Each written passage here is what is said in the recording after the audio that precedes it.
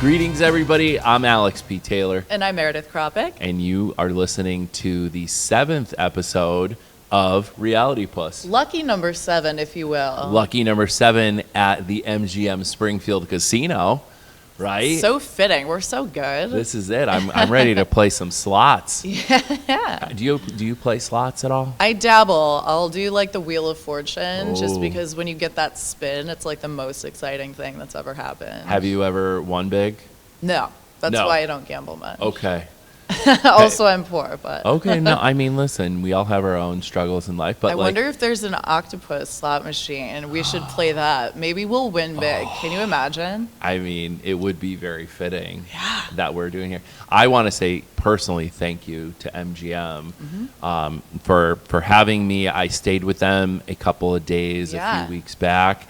It's a beautiful hotel.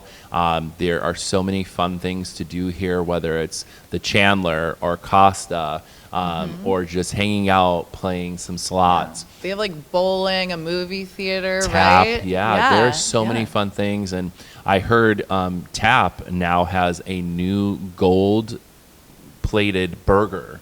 So it's actually like a gold burger. It's called the Bling Burger. Ooh, and, how much does that set one back? It's made of bling, so you got to figure out, like. Well, if we win big at the octopus slots, we'll get the Bling Burger. That's what we're doing. That's what we're doing.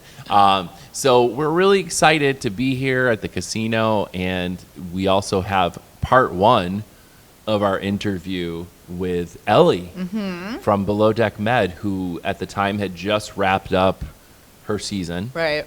Super great conversation we had with her. Yeah. What do you think of Ellie? I enjoy her thoroughly. I mean, I know, she got, as we discussed, a lot of kind of flack after her season. That'll happen. But in my 2 experiences with her, one in Miami and one on the Zoom call, very kind, lovely, insightful. Yeah. Yeah. I would say the same. Yeah. I definitely, had some wonderful conversations with her. One was on the boat for Barbie's birthday. And we're going to talk about that a little bit as we go into the Zoom. So Colt, cue it up. Welcome back, everybody. It's another episode of Realitypus. I'm Alex P. Taylor. And I am Meredith Krapek. You really do look like Gilligan. I know. It just came together. I don't know. And I will be your skipper, always. Yeah, baby. I love it. I love that. I love it. You have a wonderful guest on with us today. I've met her twice in person, each time ever so lovely, ever so beautiful. I want to introduce you to season 7 and season 9, Below Deck Med, Ellie. Ellie, how are you? Yeah, I'm so excited to be here. Thank you so much for having me. Well, I'm doing season's over, but things are only beginning. It's only the beginning. Yes. Yeah, baby. I mean, that's kind of part of the adventure, right? Where one thing ends, the other begins, always. Exactly. So I'm so excited for everything that's still to unfold. Well, the dress you're wearing is very on brand for our podcast. I'm gonna just assume you did that on purpose. It's very Realitypus branded forward, which I appreciate. But how does one acquire such a fabulous, expensive looking moment? Thank you. Well, this is my famous dress actually from the show. This is a dress that belongs in a Lamborghini with an athlete, not in a van with a deckhand.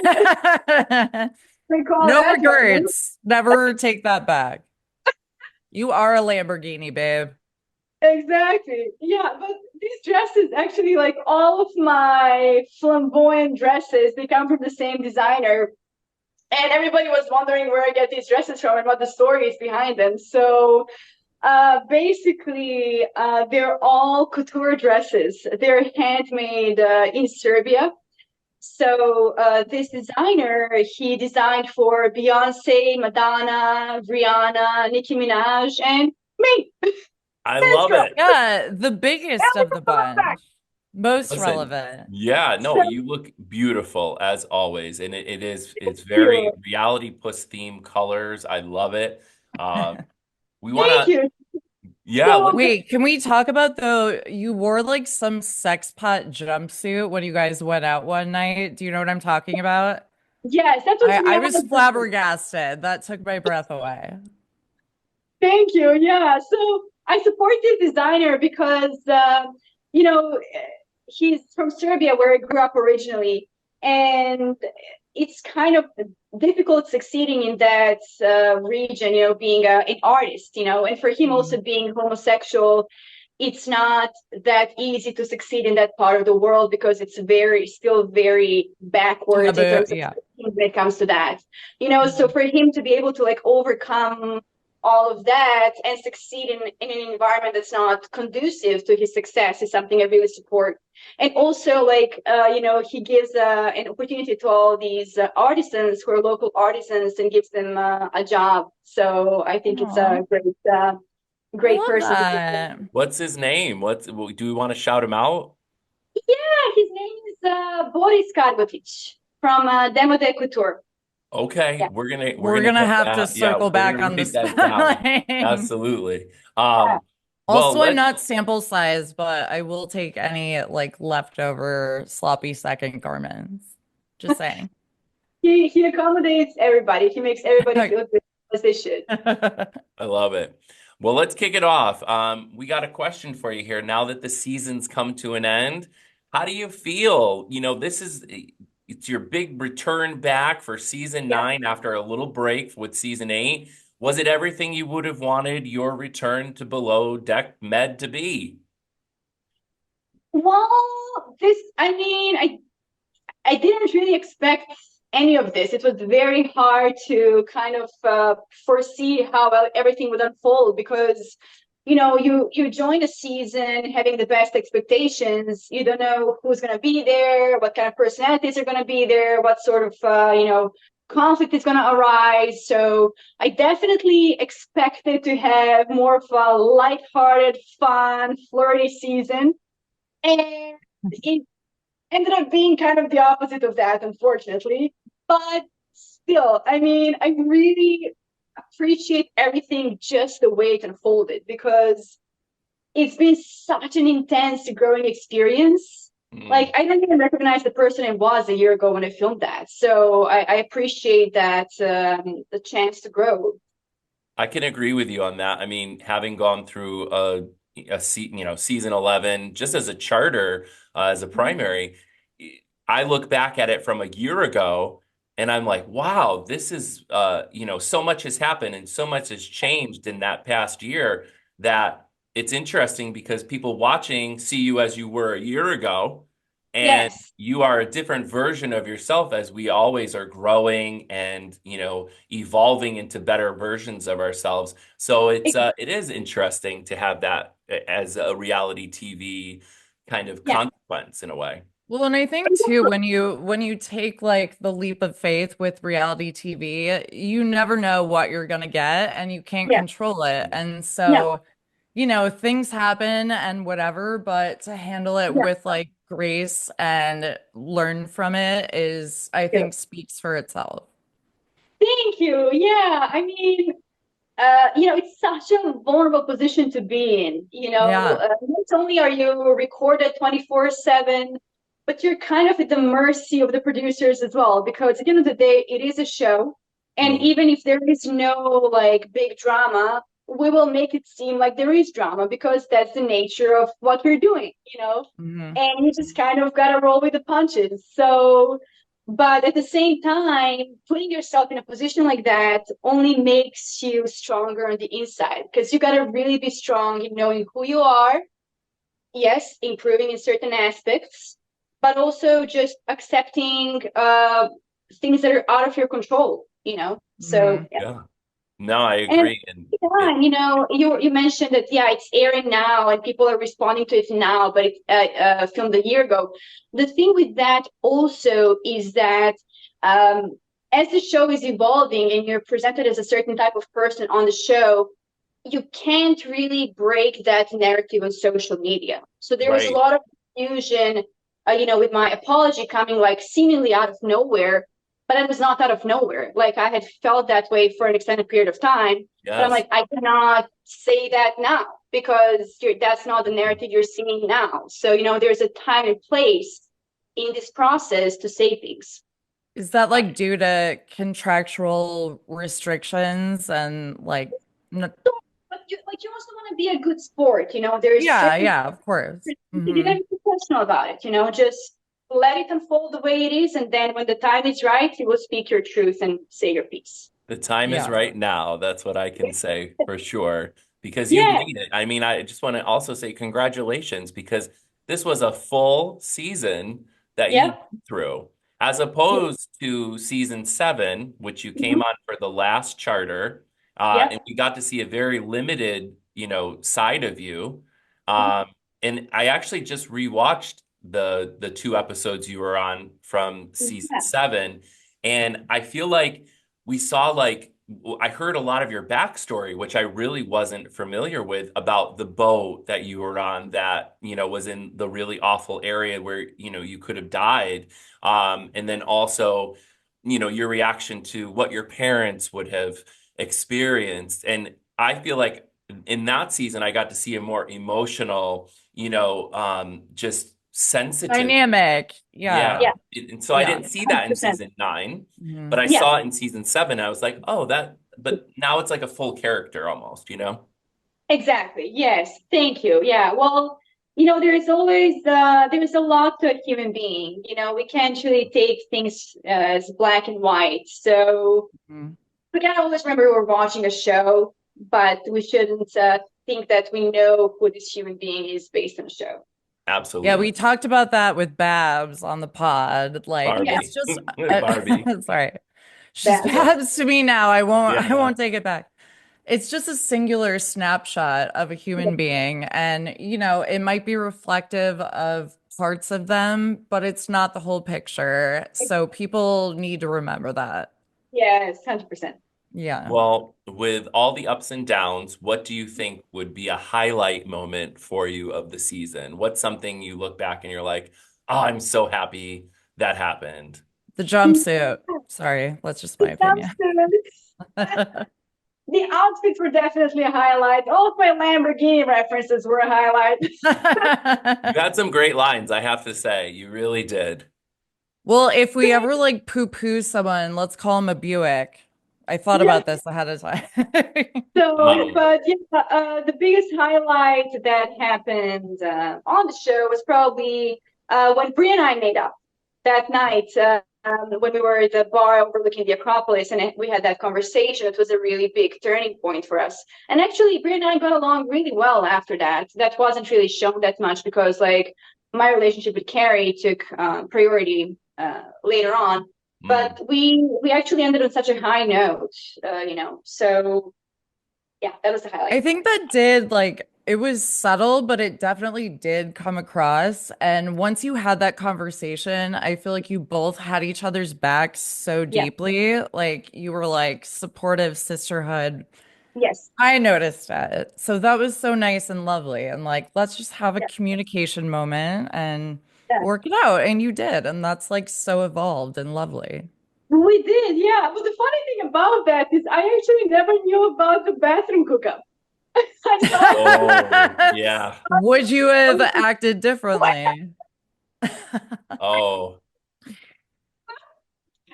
But yeah, I'm glad I didn't find out on the boat. yeah. Yeah. No, I could see where that would have gone the wrong way. Um, did Yeah, watching man. Yeah. Did watching the full season back change your perspective on anything in particular? I mean, that's a good example of seeing something you didn't see, Yeah. particularly, with your drama with Bree or how you clashed with Aisha toward the end, Yeah. how do you feel? Yeah, so yes, I've noticed certain things about myself that I wasn't really aware of. It's very interesting when you're like recorded being yourself, and you do certain things or you sound a certain way, but you don't really mean to sound that way, so you don't really notice it until somebody records you. Yeah.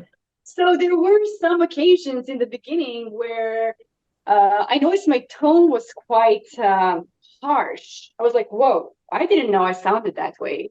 So that's something I really took on to make sure that I don't sound like that because that's not my intention at all. Well, that's a Um, very human being thing. I'll say things sometimes and not realize it either. I think we had Yeah. a situation with a photographer where Don't trigger me right now. he was clicking. There was clicking going on from the flash, and we were trying to do a podcast episode, and I was like, I can't do it. But the way I said it in my mind was okay, but Yeah. it Yeah. came out differently. So again, I Yeah. apologize because that full circle moment. But I think Listen, that's you'll kind of the always same be my thing. skipper. Oh, thank you. Thank you. But we all do No, but that. It it's all like happens. resting bee face. Like I have it. A lot of women have it, and like you're not trying to do it on purpose, but people assume you have like an issue or an attitude. You're like, I'm just trying to live my life. But Yeah. yeah, we do And things we're not aware of. And exactly. So yeah. it's awesome that I had this chance to actually see myself. So now I can be mindful of not doing that in the future. Mhm. Especially, being in a leadership role, I actually, I want my teams to succeed the way I was towards Green in the beginning. I want to teach people. I want them to grow. That's my intention. And I think that with the adjustments I've been able to make from this experience, I'd be more successful in doing that. And then when in terms of Asia and our clash towards the end, a lot of people this season said I sounded kind of delusional in terms of my work abilities. And I agree because like watching it as a viewer, I do kind of sound completely delusional in terms of like how capable I am. But the reason for that is you just don't realize like we're working 16-hour days, basically for 6 weeks. Yeah. And in a 16-hour day, I would get praise the entire day. I'd be going the extra mile here, extra mile there. Thank you, thank you, thank you. You're great, you're great, you're great. And then every once in a while, it would be like, oh, by the way, you left a rag. Or by the way, just make sure you put the wine in the fridge. So And then that's why, that's what they've put on the show. yeah. So you Yeah. get the highlight of like the rare occasions where I didn't do something. So that's Mhm. why, in my perspective, being there, I never realized these were big issues. That's why I thought I was carrying the team the entire season. They'll pick Everything. up on the darndest things. Yeah. So, that's where that happened. I just wish that Aisha and I had some sort of a sit down, like a performance review or something where it would be like, hey, I really actually need you to like fix these things. So Mm. I don't really have the time to teach you. If you want to come up with some sort of a game plan as to how you want to improve, that'd be great. I would have really appreciated that. How do you guys Yeah, so stand there was like today? kind of a lack of communication. So, yeah. Yeah, which Basically. happens, but I feel you. Yeah. I mean, if you're Yeah. not aware of what you're perceived to be doing wrong, you can't really Yeah. fix it. Exactly. But I was Yeah. definitely, I mean, I'm actually very open and willing to fix things. I actually love to improve and I love to grow. And Yeah. I would love to be able to prove myself to Aisha. So I'm really kind of sad that I didn't have a chance to do that. I would have come up with my own plan of improvements to do that. So it's unfortunate. Color coded or Yeah. sorry, that was a Oh, laundry. no. Well, where do you and Aisha stand today? How are you? How is your relationship with her now? Yeah, well, Aisha reached out to me during the season, like mid-season, when I was getting quite a bit of backlash, and she supported me. She was very kind, very sweet. She said, Mm. she appreciated me, and I appreciate her as well. So we had a little conversation where we, mended fences because I don't really have any real issue with Aisha. Like our issue is just the fact that we never communicated. That's all it Mhm. boils down to. Yeah. Well, I, Yeah. I think what I've seen when I visited the Florida area is you have such a close-knit relationship with some of the below deck girls down there. Barbie being one of them, Camille. I love when I see you all together supporting each other. And you are all in that same area. So it's really great that you have kind of that protective, bubble with each other. Exactly. Support And it. Yeah, yeah, support and it. you kind of go with that. And I love seeing that because it really Mhm. says camaraderie and Yeah. community to me, you Well, know? the girls Also, have you been could not be like stewing at Barbie's birthday party.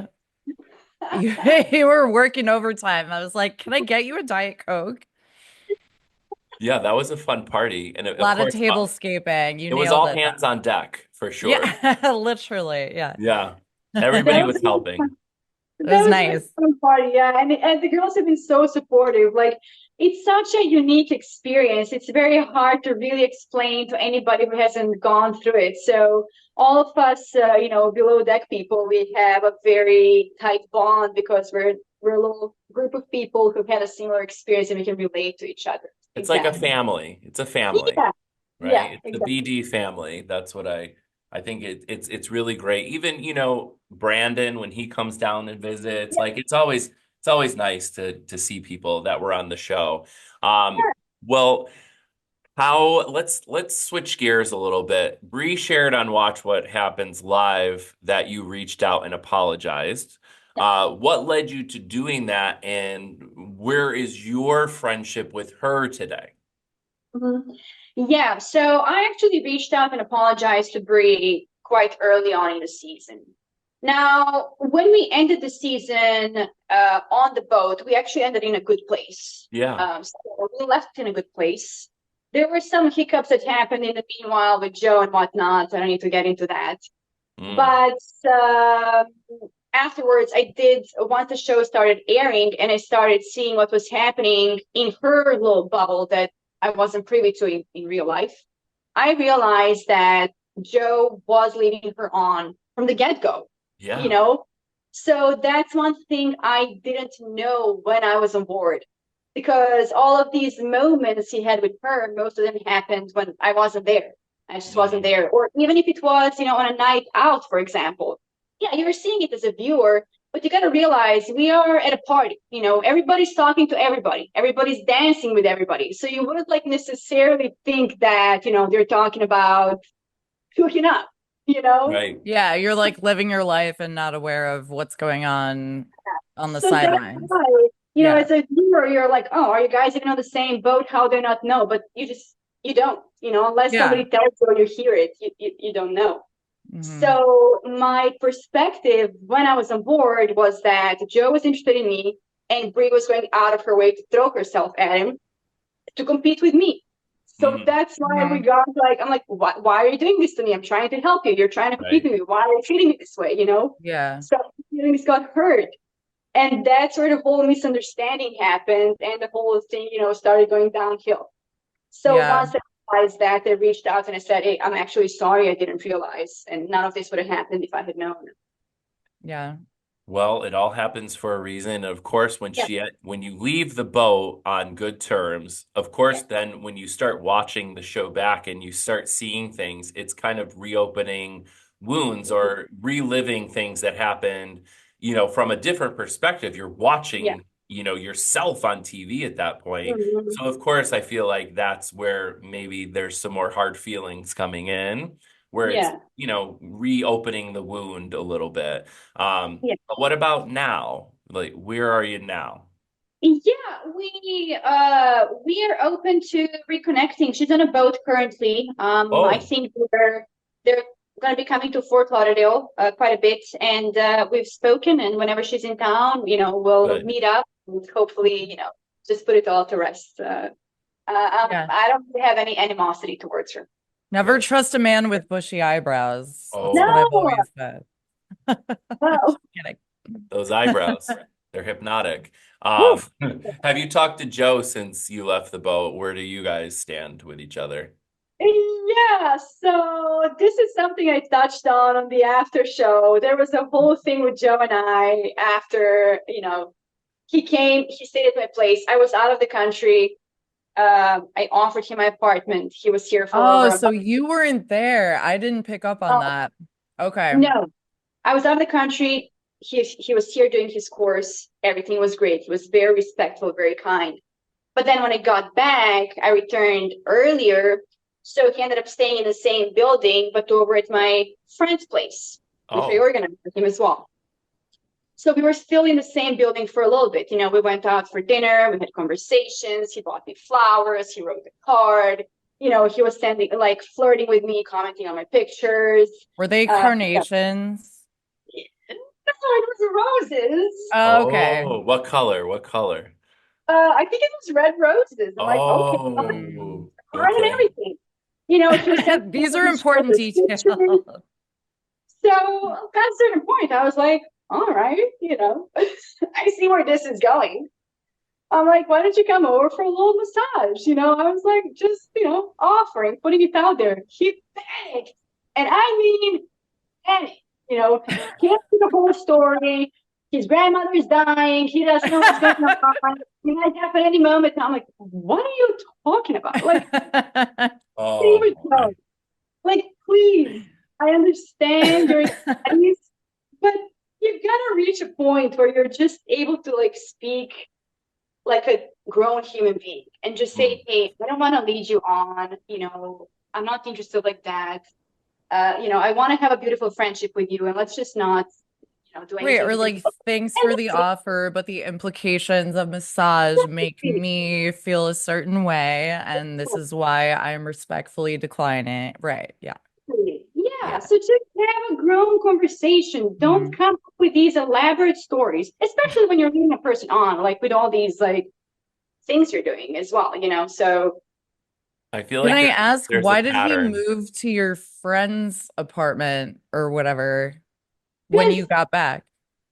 he was saying he really loves the building. We have like beautiful amenities. There's a pool, there's a gym, the location is good. So I was like, cool, since you love the building so much, I don't want you to, leave the building. So I'll help you just stay here, but in a different place.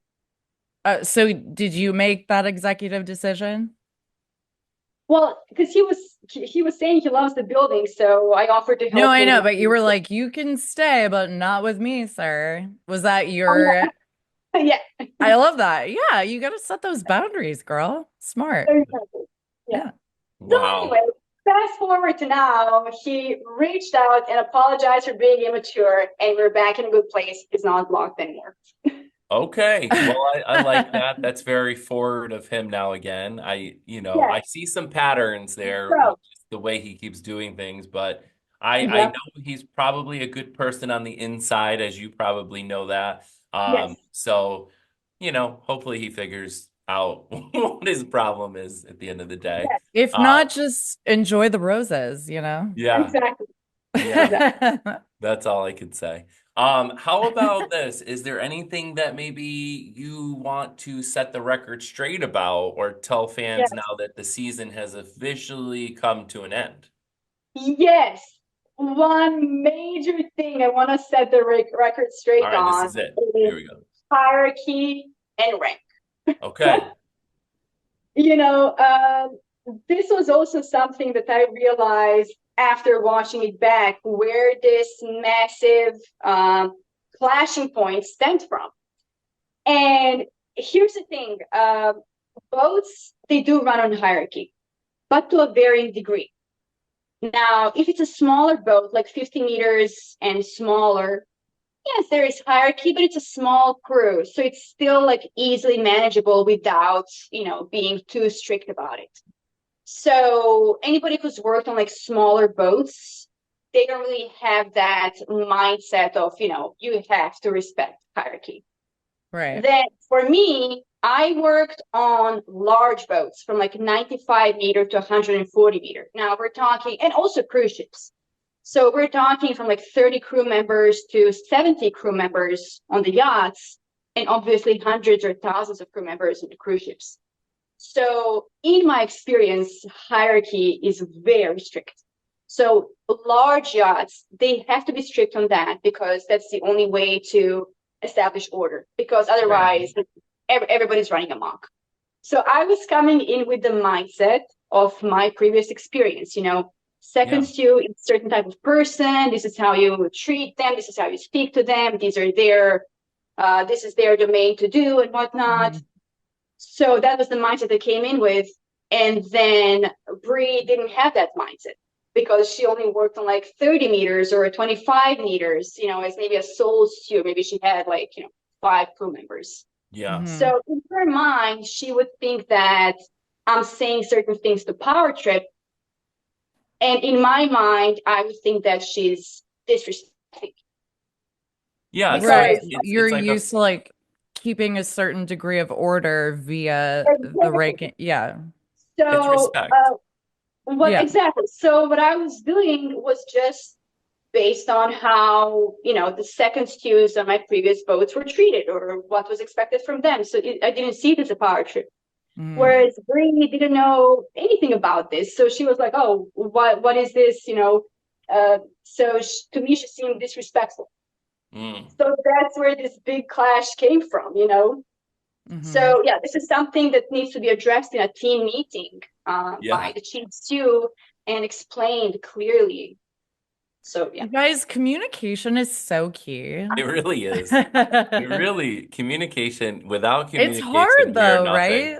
Yeah. Without it, nothing, and I think that's, so especially when you're watching things back that other people say, because it's just such a not typical experience. Like that's not how real life works. Like somebody else could go have a side conversation we have no idea about, but in this case, you get to watch that back and see what somebody else said. So that's got to be just, again, super weird in some capacity. Exactly. Yeah. I mean, I think that my position was not very clear to me on this boat, obviously, because it was not what it was in my previous experience. And Aisha never really had a conversation with me to actually explain to me what it is that she wants from me. What does second stew mean on this boat? So the clash from Bree stemmed from that, and also the clash with Aisha stemmed from that in the end as well, because I wasn't aware I was overstepping. For the last charter, there was, I got upset for you when I watched back this scene that I'm going to describe. So when she came back upstairs and I think was asking you to make lemon drops, and you said something to the effect of, I didn't know. And then what upset me was when she said, you don't have to get defensive. And I don't think you were getting defensive. It just, you were like, oh, I didn't know about that. But it came across as abrasive to me. And that was the one time during the season where I was like, ouch, that kind of stinks. I don't like that, Yeah, well, I will say though, I bet what happened, because there was no open communication, it was like building for her personally and building and building. And so like she said something that maybe was not like equivalent to the situation, but just because it had built up so much. Which like sucks. Yeah, and the reason I said that about the lemon drops in particular is because like we wear an earpiece with the radios, right? And sometimes I take the earpiece out to talk to the guests. And there was a guest with me. I was talking to them with the earpiece out. So when she came down with the lemon drops, I said, oh, I didn't know about the lemon drops, because I thought maybe she called about it on the radio, or, that's what happened. Yeah. It was intentional. Anytime I may have called somebody to help me or something, it wasn't because I didn't want them to do what Aisha said. It was because I legitimately did not hear you saying it. Just ask me for help. Working on what a high pressure situation. There's no way to come out unscathed in that scenario. On any capacity, I don't. Of course, there's always going to be something, for sure. Right. Ellie is delightful. She is, and also no one looks better in a dress. Listen, she, that what she's wearing was definitely on point with Realitypus colors. I know. Very good fashion. She has her designer friend too. That's awesome. Which I love for her. It's always good to have someone who's very fashion forward. Yeah. Speaking of, what do you think of my casino jacket? Well, I wouldn't go fashion forward on that, but it is very fun and festive. It is from my friends at Oppa. Oh. And they, this is definitely a casino jacket. Come on. What else would it be? How many jackets have they given you over time? I feel like you have like 7 closets. Listen, it's, I have a collection that started a long time ago. Okay. So I love everybody at Oppa. They fit my, vibe. They fit, just kind of like being courageous and like wearing bright colors. Yeah. And why not? Because, why be the same as everybody else? I think they could make me like a skinny power red carpet suit. We'll have to look online. Maybe they already have one. Check it out. You never know. But, being here at the casino is definitely what an honor to be here recording at MGM Springfield. If you haven't been to MGM Springfield, there's so much to check out. There's so much to do here. Every time I come, I feel like, in a way, I'm going home. Yeah, You know. she's cozy. Yeah, it's definitely nice, and of course, being in this VVIP room, as I call it. It is VVIP. It is I'm here for very, it. very important Yeah. person. We have a special episode coming up next. It is episode 8. Tell us why it's so special. Well, as pertains to the 8 tentacles of an octopus, it's kind of an anniversary. It's a very special episode. I love that we have made it this far, but also it's our little baby's birthday. Yeah, so DJ Polypuss, it's his birthday. We've arranged for the next episode to have some cake. We had a special cake is going to be made. We got to spoil that puss. You know? Yeah, listen. He deserves it. He's come a long way, and so have we. Yeah, right? You know, again, I think it's cool. Like, lucky number 7 episode. Yeah. I was charter 7. Wow. And like this is definitely, there's a lot of alignment with 7. So like 777. Oh my God, Right? win big. This is our big casino day. I know it. Like, Oh, maybe we should gamble. I'm feeling good about it. I am ready. I am ready All right.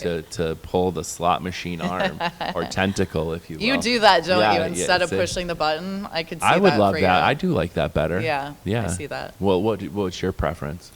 I push the button. You know, efficiency for me. But okay. either way. Do you there's- max bet or? It depends if I'm using my own money or if I'm at a Oh. casino with Somebody. a big spender who Okay. feels Hey, big spender. generous. Yeah. Yeah. Well, I You mean, win. You win bigger with the max bets, but then they go go quicker. Yeah. Yeah, one time I was actually doing a max bet, and I didn't realize it was like one $20 bet. Yeah. I was like, wait, where's the rest? What happened? I just Yeah. put a 20 in, and they're like, you just bet $20 on one bet. That's how they get ya. They'll get you, but like, I mean, imagine had I won off of that Right. one $20. Right. Should we put a 20 in the octopus slot machine? This is it. We need to find the octopus slot machine. I hope first, though. there is one. I don't know. We're gonna try to find that. We have many adventures ahead of us. I'm really looking forward to episode 8 to celebrate birthday and just that monumental episode with you. Yeah. And thanks again to everybody who's listening right now. We really appreciate you. Of course, there's so many different ways to listen. You can hear us on Spotify, iHeartRadio. You can pull us up on Amazon Music. You can just ask your Alexa to play Realitypus podcast, and she will. We also have recordings on YouTube. Right. I mean, you got to see these jackets. Yeah, I mean, frankly, I recommend YouTube. Just We're also doing some YouTube shorts with our Realitypus road trips that we're doing. Yeah. So that's super fun. We get to go to all different exciting places, and Hitting the town. We're going to talk about that actually next episode, which we went to the Bravo watch party for Roni in New York. And that was a really amazing time, which we can't wait to tell you more about. Super fun. But stay with us for more fun and reality TV adventures.